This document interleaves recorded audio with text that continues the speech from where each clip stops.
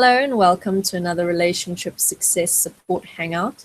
I'm Cerise and we have tonight with us Jean from America, who will be our guest. Hi Jean, thanks for joining us. Hi everybody, thank you for having me. And our topic for tonight is the relationship personality, which is essentially how we try to change ourselves to adapt or suit our partner, or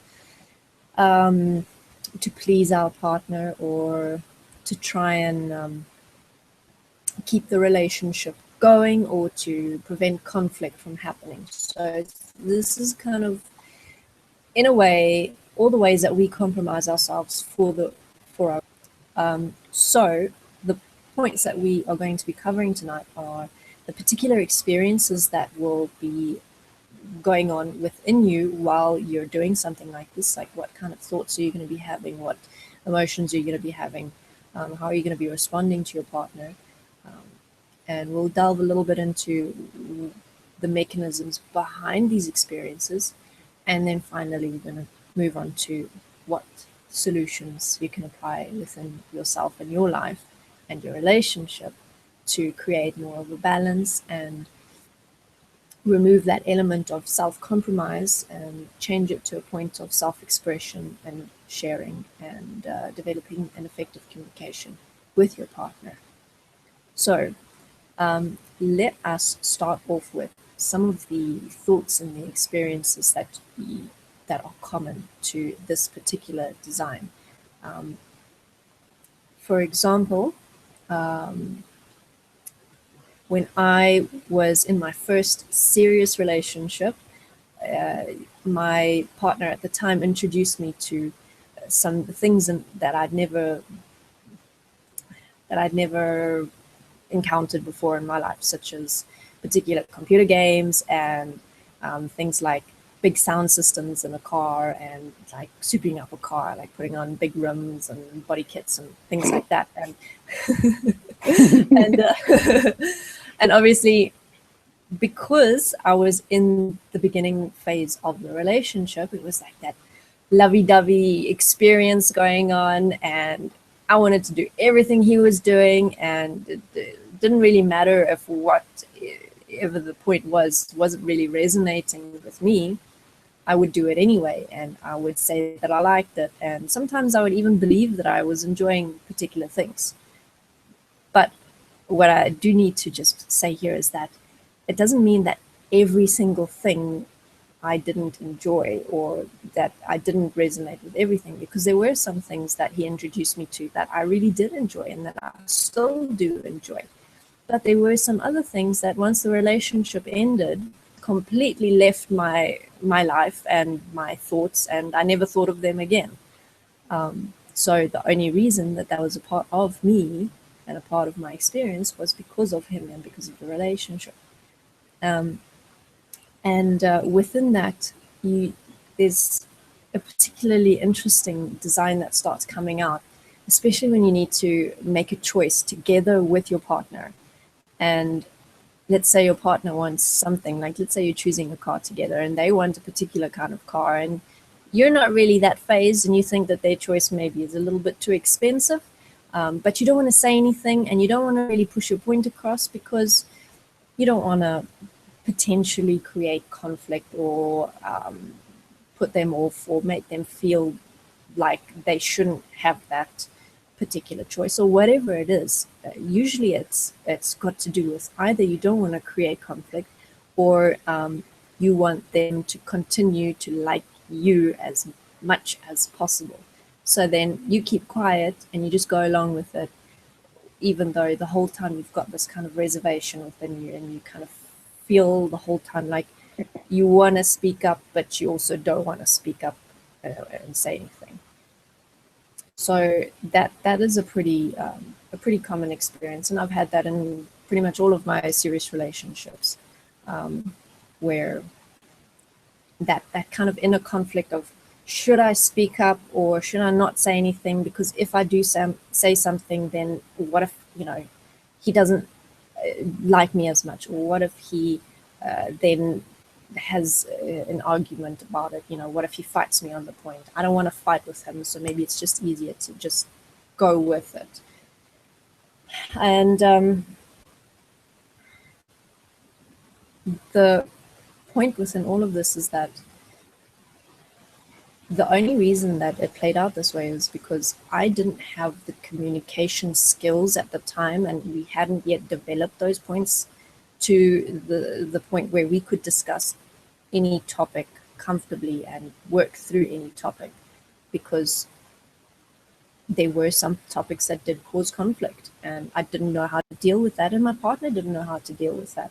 So we just kind of get stuck on it, and in the beginning try and avoid those things, and in the end, as the whole thing was fizzling out, it didn't really matter what we did, if there was conflict or not. You know, it's like that whole loving experience was kind of over, and that was it. So do you have any kind of similar or even different experiences that you'd like to share? Well, I can totally relate to that idea of not being able to figure out how to make,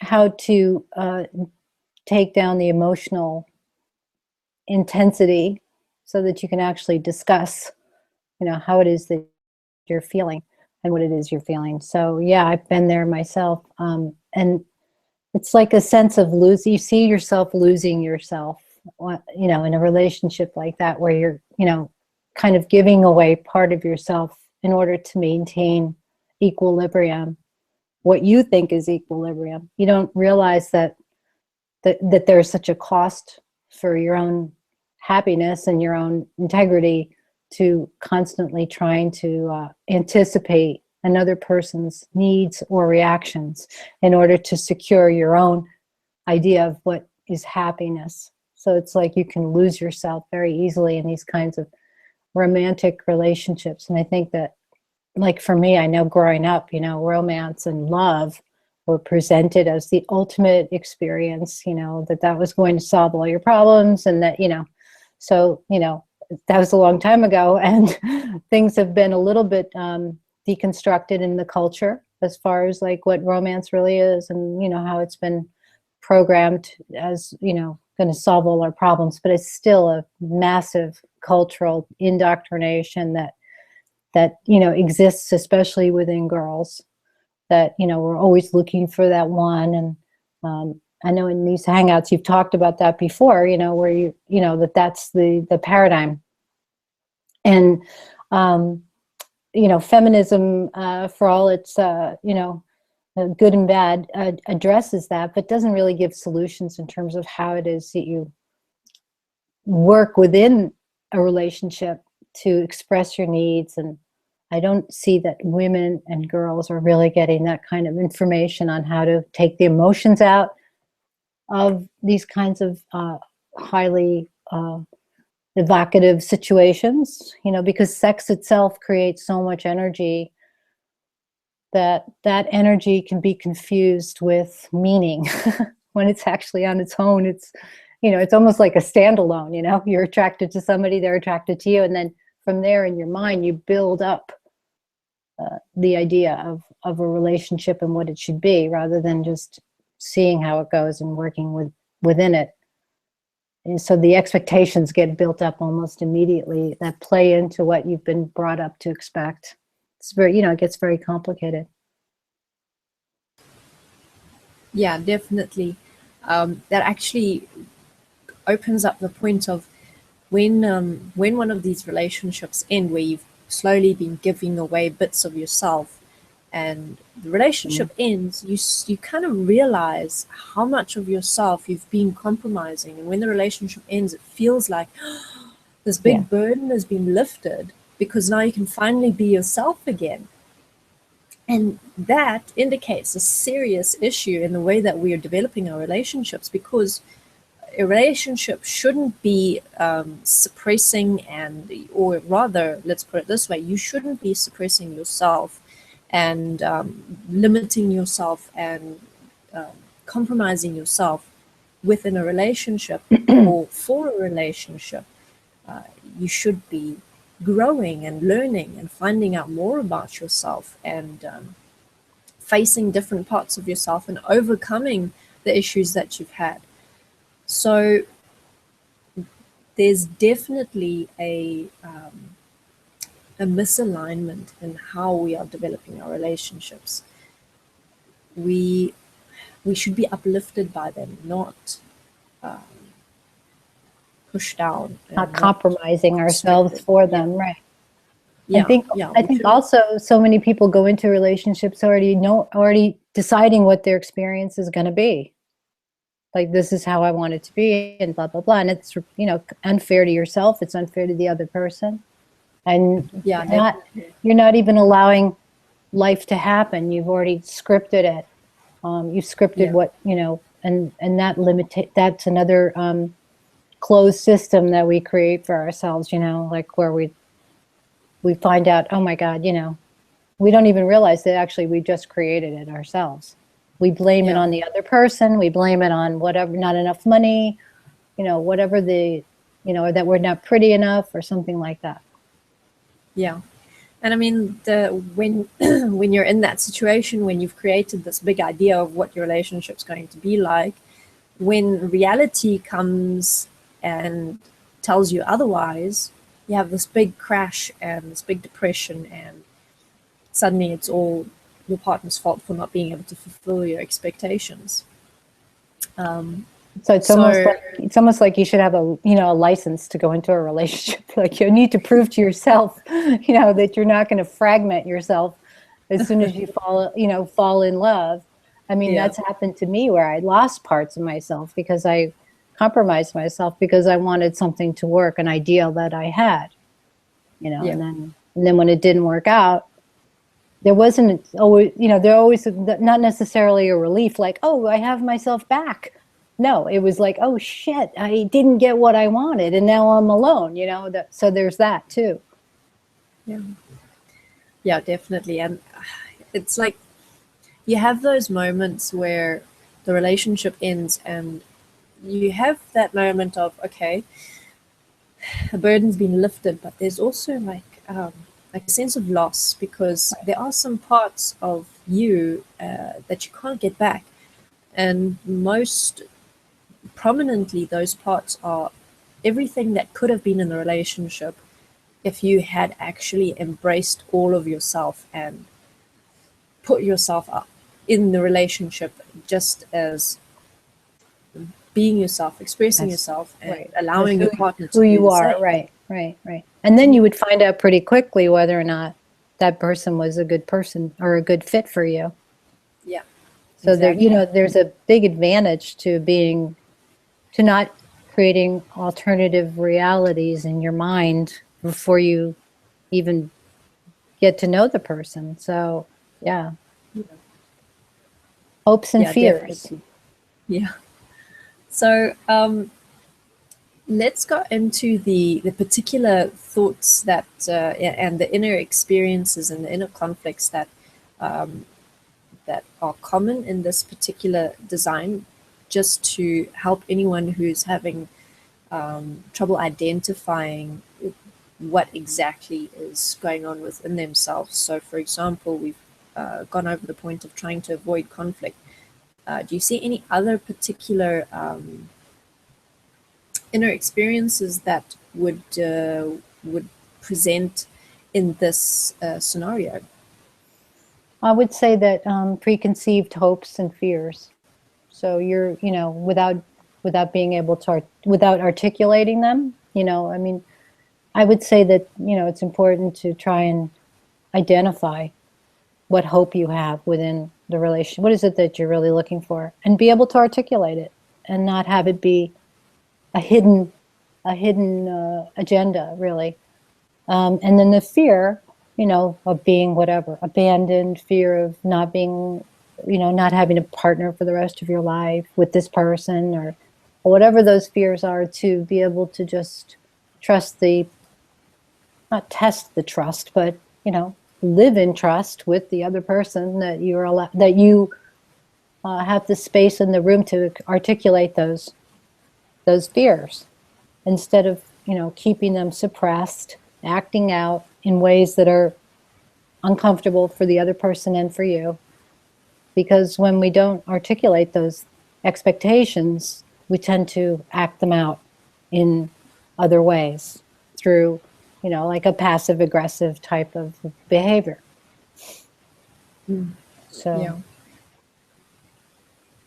Yeah, definitely. And excuse me. Another aspect that I've just been looking at, that opened up as you were talking, is that um, we in not really seeing ourselves clearly in the relationship, we and I think that this is kind of the common part that comes with a new relationship, with the experience of love going on in the beginning, all the fluffy, warm, fuzzy feelings going on inside, where it's like you can't really see anything clearly. All you can see is this experience that you're in, and it takes a while for you to realize exactly what's going on, because it's like you're kind of moving through a haze of sparkles and flowers and all sorts of like magical things.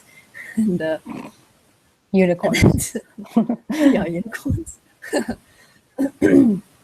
So as challenging as it is, because we've all been there in that experience, and it's like you're willfully ignorant in it. It's like you refuse to see anything outside of what Sure. you believe It feels good. in the experience. Yeah, it feels really good, and you want to keep it that way. So as challenging as it is, we have to step out of that experience, because as long as we're in it, we can't really see clearly what's going on underneath.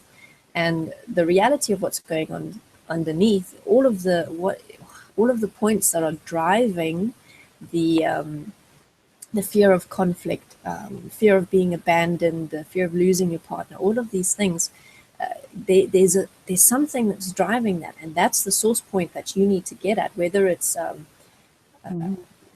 fear of being alone, of not wanting to be alone for the rest of your life, or judgment, if you've been judging yourself, Right. or if you've been whatever it is. Yeah, I mean, you've that's got to find out. I was going to say Right. that's like the gift of the relationship, that it brings up these personal issues. The gift, right? And you're like, Yeah. oh shit, I expect this person to take care of me for the rest of my life, or whatever it is. Yeah, that is a very good point. The relationship will show you, or your partner will show you exactly what it is that you feel you are lacking within yourself, because whatever you are fearing losing within the relationship is something that you have actually not been creating and giving to yourself. So if you fear being alone for the rest of your life, then you need to ask yourself the question, okay, why do you fear that? What about being alone for the rest of your life is causing a fear reaction? Is it that you don't feel like you'd be able to support yourself effectively, or is it linked to self-worth? Whatever it is. And in being in a relationship, in facing all of these points with your partner, yes, it is an absolute gift when these points come up, but only if you see it as a gift. Because if you are just kind of falling into the experience every time it comes up, where it's like you fear conflict, and instead of looking at the construct of, okay, I'm having a fear reaction here, I don't want to create conflict, let me investigate what's going on here. If you don't do that, and instead stay in that experience and keep feeding the experience with your thoughts, then it's not going to be a gift. It's going to kind of morph into the curse type of thing, because now you're looking at a self-fulfilling prophecy, where Right. you will eventually create your fear. Right. I mean, one of the yeah. Excuse me. No, correct. Go on. I was going to say, one of the basic premises of our endeavor in destiny is the realization, we're working with this assumption that we have been pre-programmed to be reactive, to live in an energetic state as much as possible, because that was of benefit, right?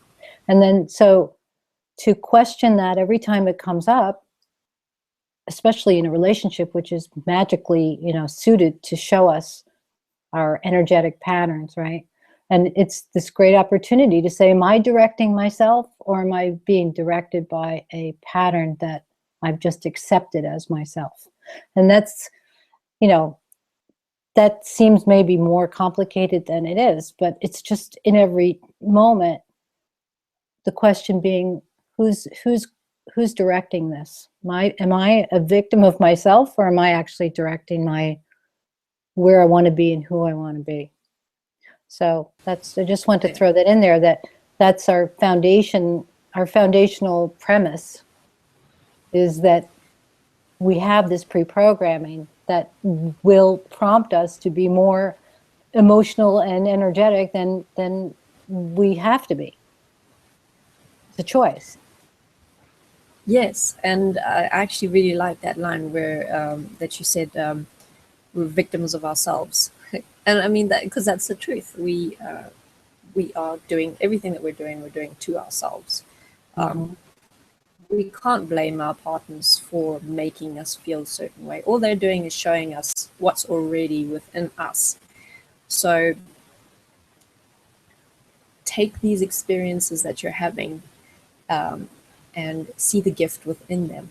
Don't see the curse within them. And when you're seeing a gift within them, what's important is to take a step back out of your experience for a moment to investigate the source. What is driving the experience? Where is it coming from? What is it implying that is existing within you or that is lacking within you?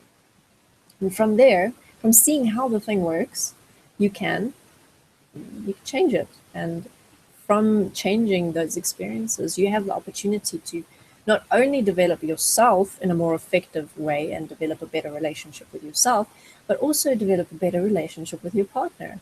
And I think that's the next point that we need to get to, is to looking at how we can support ourselves and support our partners in these moments, so that instead of reacting out of all of these fears and suppressing ourselves and compromising ourselves, we can develop an effective communication with our partners, so that when these points come up, we can share with them, okay, this is what I'm experiencing now.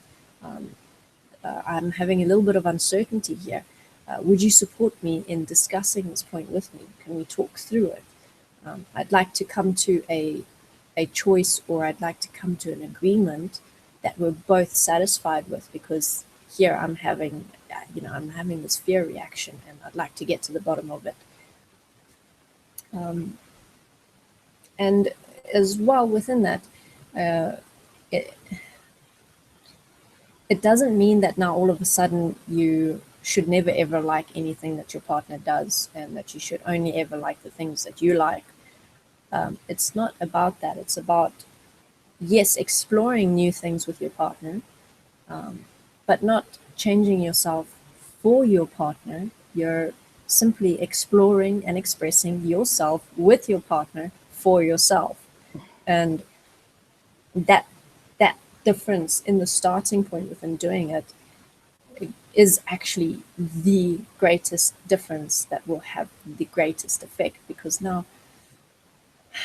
you're creating a platform with yourself, but as well with your partner, where you're sharing and you're expressing and you're enjoying yourselves and you're doing it together. And you're not compromising yourself. That's the most important thing. You're not doing it for anyone else.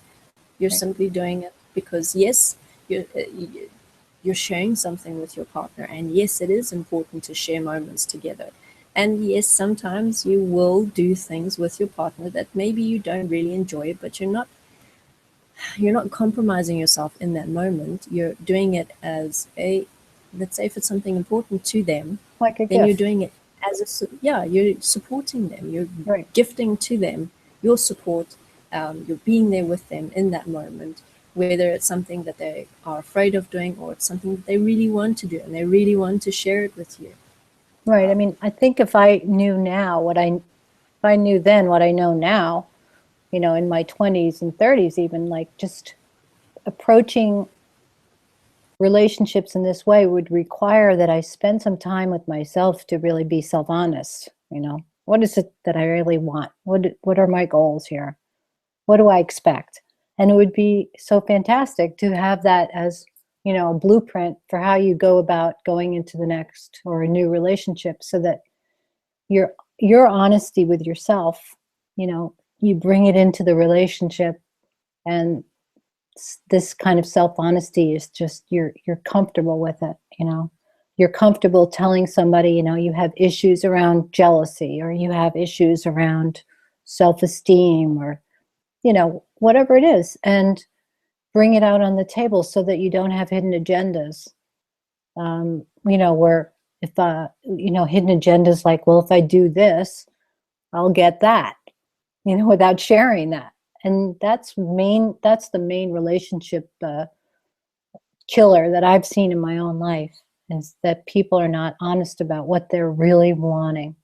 They're afraid to tell the other person, you know, I really want a long-term relationship and I want it to be X, Y, and Z. And what do you think?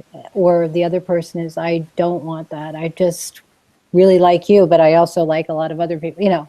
So, you know, those are pretty obvious examples, but there are subtle gradations of all of that within that, you know, various levels of keeping hidden what our real agendas are for that relationship, you know. It's not advisable to do that. Yeah, I mean, that actually, it opens up the point of how we so often expect our partners to be able to read our minds. It's like, Yeah. I've had so many moments where I think to myself, how does he not know that this is what I want? But then when I look at the point, I realize I've never actually told him that. I've never actually shared this particular desire or point with Right. him. How is he supposed to know? Because I never communicated it. But it is our tendency to go, our partner should know this about us. They should be able to pick it up somehow, and that they are not able to see this is a sign that they're not right for me. And then, so we justify ending relationships, or we start ticking off all the boxes for why this person is not the right person for me because they can't read my mind. Right. And I mean, the cultural influences on this discarding of relationships are profound as well, because in the media and in, you know, cultural creation, it's, you know, it's really touted, just, you know, if it doesn't work, move on, or, you know, get another. It's a part of the consumer model of, you know, how you live. If that doesn't really work, you tried it for 2 weeks, you know, throw it out and get a new one. So there's that template over everybody, which is, you know, another, it's like a type of mind control, right? That we don't have to accept, but we have to understand first in order to transform it, you know. So I think a lot of young people too are, you know, it seems to me that there's that kind of a throwaway idea about relationships, you know, doesn't fit, you just get a new one. And absolutely would agree with you. Yeah. And that's not the solution, because you're never really looking at yourself. You're just always looking at the other person to fulfill you. Exactly. That is exactly the point, because just as you say, when you're in these little short-term relationships where basically all that you're after is that experience, the warm, fuzzy feeling of being in love, and as soon as that goes away and as soon as things start getting real, then end the relationship, because you don't want to face those things. You don't. Right. We interpret the challenges in our relationship as being an issue with the relationship. Excuse me. An issue with the relationship, rather than seeing, okay, this point is reflecting something about me. This is something that I need to look at within myself, because why else would it be here? You know, it's not like it's just magically appearing. It's not like the relationship is a separate entity that's just zapping us with problems and issues and things like that. We are creating it. So running away from a relationship just because it's starting to get challenging, we absolutely lose that opportunity to face ourselves. And I think that the sad reality is that most people don't want to face those challenges.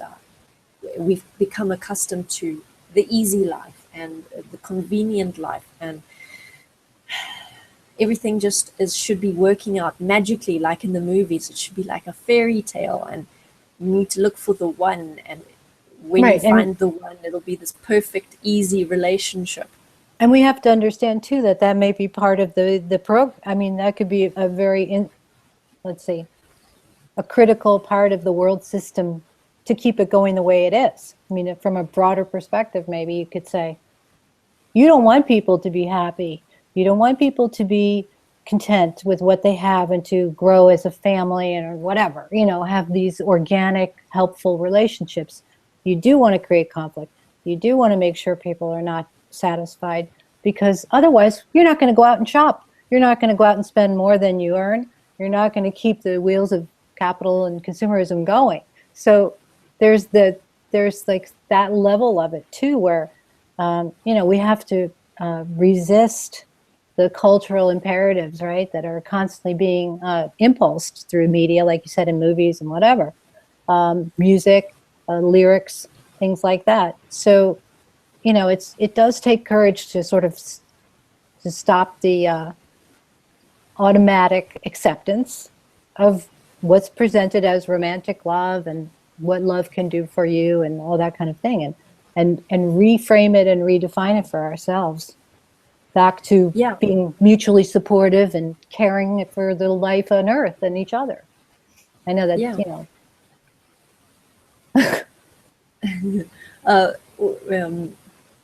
What that point opened up for me was that the other aspect of how relationships are going now in this kind of throwaway consumerist culture is that in constantly looking for the next energy fix in the next relationship, it's a preoccupying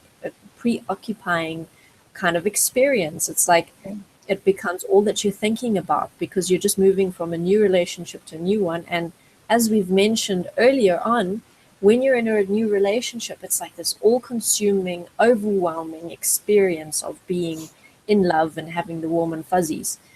And in our current society, that's basically what's being promoted, is continuously looking for that feeling. And when we're doing things like looking for these magical relationships and going from one person to the next and going through all the different warm and fuzzy feelings in each relationship, we're not looking at anything else. We're not questioning anything else. We're not looking at ourselves. We're not looking even at the other person.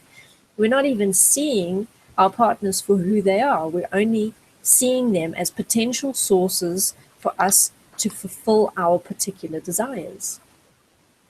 Exactly. And we're not being critical at all about the world system and about the nature of romantic love, which was actually almost an invention of the Middle Age, you know, the late Middle Ages and the courtly love tradition and the troubadours. That's another subject, but in fact, you know, it is a construct, and it's not a bad one. I think it's kind of nice and sweet, but you know, it shouldn't be it shouldn't be our total preoccupation. It's not really what, you know, and it distracts us from creating a world that, you know, that might be more suited to caring and, you know, equality and oneness. Yeah. Yes, I unfortunately agree with you 100%. And I say unfortunately because it is unfortunate that this is the state of humanity and that this is the state of the world, and that people care more about finding the next fuzzy relationship experience more than taking care of the planet and taking care of each other. But we, for the moment, are running out of time. So let's go through some practical solutions for anyone who's experiencing or has experienced this particular design of changing yourself or compromising yourself for your relationship or for your partner for whatever reasons. So one example that I did touch on earlier was to develop your communication with your partner. because in developing your communication with your partner, you can Cats alive. it's attacking my cables. So in developing your communication with your partner, in developing moments of sharing and expression and experiences with your partner, from a different starting point, being you're doing it for yourself as well as a support for your partner, you can change the whole dynamic of the relationship, so that when a conflict comes up, instead of avoiding it or aggravating it, you are investigating it. You're looking at, okay, why is this conflict coming up and what can we do to solve it? Right. And it requires quite a bit of courage on our part to open ourselves up like that, because we're designed to do the opposite, to try and hide the true nature of our inner thoughts and our secret minds and our secret little inner chatter, and hide that from our partner so that they only see all the good things about us. So Yeah, it does take risk. You know, you do have to take risks there, and you're not. You know, you may not get the result you thought you were going to get. You have to be open to what's going to come out of it.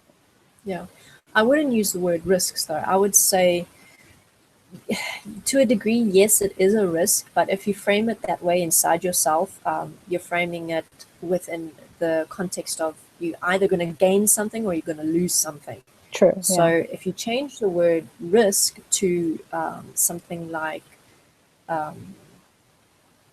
having the courage, being vulnerable. Yeah. yes, and make sure that your definition of vulnerability is one that's actually supportive for you, rather than one which is so commonly regarded as weakness. Being vulnerable with your partner is a strength. Right. It is something that will build on your relationship. And if your partner is not willing to share that vulnerability with you, and you know, you need to come to the choice of either trying to support them further to get to that point, or you could stay in the relationship regardless of who they are and what they choose, or you could end the relationship and look for someone who is willing to open up at that point. That is, I think, a bigger discussion for another day. And it's not a simple question or answer. And just as losing yourself in a relationship implies a certain lostness in all relationships. I mean, you can't just have it be in your love relationships that you're willing to lose yourself or give up yourself. You'll see that, you know, that could open up all the dimensions that you're doing it with other people too, because I'm sure for myself too, you know, it's not just limited to that. If you're doing that in a relationship one-on-one, you're doing it in probably all your relationships. Yep, that's a very good point. Definitely very relevant, because just because relationships, intimate relationships, are such a big part of our minds and our lives, doesn't mean that these points are not shown in other areas of our lives. And it's just in a one-on-one intimate relationship, it's like Magnified. it's in your face. Yeah, it's like wham, it's there, and you know it's there, and you can't avoid it. Where with other people who are not such big parts of your lives, you can kind of just slowly and quietly walk away and leave the room until you're certain that you don't have to go there and face that point again. Yep. So, do you have any other suggestions of practical solutions for someone to walk through in this particular point? Well, I know that on eClass there's a relationship video interviews that are very helpful, that discuss the design of relationships and who we are in relationships and stuff. And I've listened to those and I found them very useful. So I would suggest people investigate that. I mean, there's a word search on the EQUAF site where you can type in, you know, relationships or love or jealousy or whatever issue you might be facing in your relationship where you feel like you're losing yourself, anger. So I would just, and also on the Destiny Forum, you can use that search button to read blogs that other people have written regarding this particular, you know, these particular designs that, you know, we manifest as limitations for ourselves. So I would suggest people do that. Okay, cool. Those are some very cool suggestions, and I wholeheartedly agree. Yeah. So, for for now, we are going to end off this hangout. If you have any particular relationship support requests for hangout for the future, then please do contact us through the DIP Light Google Plus page or on the Facebook page, or you can email us. The email address is on the profile, and I hope that you have found this discussion supportive. Otherwise, we will see you next month for the next Relationship Success Support Hangout. Thank you very much for joining us, Jean. Thanks, Cerise. See you around. Bye, everybody. Bye-bye, everyone.